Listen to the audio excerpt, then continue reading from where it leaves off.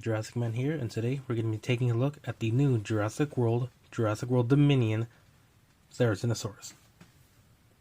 Now, this is a figure I've been looking for quite a while, and even though this video is pretty old, well, not old, it's kind of recent, but I got this figure a long while ago and I have been holding off because I had some problems, but I got it fixed up now. So, now we have had time to review this guy. Now, disclaimer, it has no batteries inside because I took them off. I'm not a big fan of the whole sensitivity of his batteries. I'm not a big fan of sounds. So if you guys want to hear some sounds, look up other videos. So, let's get our claws into this review. That was terrible. Okay, so from the look at the box, you can see a nice display. The Therizinosaurus is probably the only one in this line with a large box design. Now, in this box design, we actually get a pretty big and good look of the Jurassic World Dominion backdrop, which is of the, I think it was California or Oregon, of the searchlight of the helicopter looking for the Tyrannosaurus Rex. Down here, we got the displays, Jurassic World Dominion, Therizinosaurus, Therizinosaurus by Mattel. If you look at the side of the box, you don't really get much. But if you look at the back of the box, you get a lot more than you usually do. Let's bring this up so we can get a closer look at that stuff. The Therizinosaurus, slashing action, chomping action, the barcode, logo, and of course there's a Tyrannosaurus Rex advertised in the bottom, which I haven't gotten yet, but I see so many of them, I'm not even going to risk it. So, let's get this guy out of his box. So we got the Therizinosaurus out of the package, and as you can see, this is a pretty large figure. If you get out one of the main figures that come out around the same time, such as this Stegosaurus down here, you can see it dwarfs it in size. If you get something like the Velociraptor Blue Baby, it dwarfs it in size as well. And even compared to the regular carnivore lines, such as the roaring ones, such as this Rajasaurus, which I first thought it was Scorpionator before I found out. I still get them both confused for some reason, but as you can see, this is a really big figure out of this line. Yes, that still has a sound. I'm debating on taking it out because I kind of like it. But we got the Therizinosaurus out right here. It is a nice figure. Honestly, I really dig this figure. It's one of the first few times we're getting feathers on this dinosaur line. I'm so glad that the Therizinosaurus has feather in the movie, because this is honestly pretty awesome that it does. Of course, it does have scaling in the bottom, especially on his feet and legs. And then we got some nice looking details on his claws. There's a lot to go over by this, but one thing I do like to say, this is 100 times better than the first Therizinosaurus that Mattel almost made before it got cancelled. And I'm glad it did get cancelled because this one just beats it off. I mean, if you compare the two, it's from these side by side, this one does much a better job. Mainly because it's more based on the movie, but also because it just looks better. The other one looks like a boiled turkey or plucked chicken. So this one does justice to that line.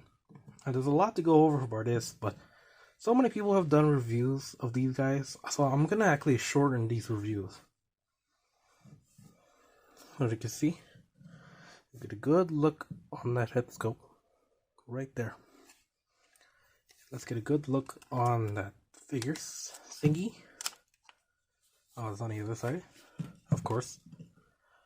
Let's get this scan code out for you guys to get. If you guys can get it, you can get it. Of course, I do see the Therizinosaurus quite a bit of a times.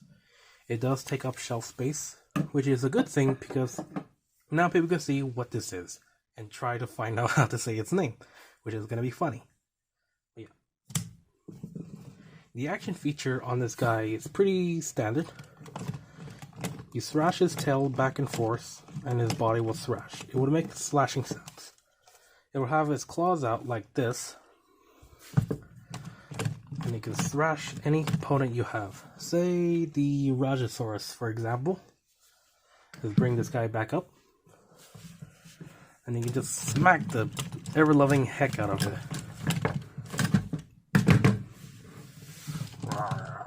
Of course, the Therizinosaurus is vegetarian, but not fully. It does eat meat occasionally. All animals do. And yeah, the other feature is with the button on the back of the tail. The tail has everything, including the battery, just like the Indoraptor one, the glowing one. But if you press the tail on the head would lower down, and the mouth would open right. It's a little hard to do it in this position, but you get the gist.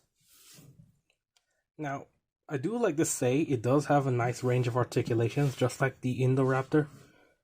This guy has a nice range of articulations already, as it is. I do hope that we get more Therizinosaurus, maybe one that isn't so toyish, maybe like a Hammond collection one, but that's a bit of a stretch. One thing I do like to point out is the arms. The arms are well posed on the Therizinosaurus, you know? They're one of my favorite. Of course, a lot of people are going to pose the Therizinosaurus like so, with his disgusting pronated arms where it broke his wrist.